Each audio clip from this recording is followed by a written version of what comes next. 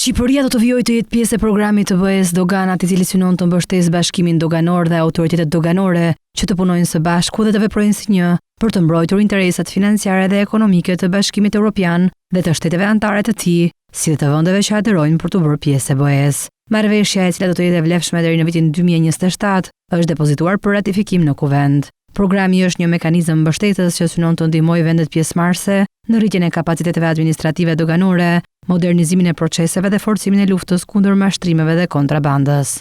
Programi shërben si një platformë për shkëmbimin e praktikave më të mira, trajnimin e stafit doganor dhe përfshirje në projekte të përbashkëta që ndihmojnë në përmirësimin e sigurisë e të efikasitetit të kontrolleve doganore. Një aspekt i rëndësishëm i kësaj marrëveshjeje është dhe mbikëqyrja dhe menaxhimi financiar i fondeve të alokuara.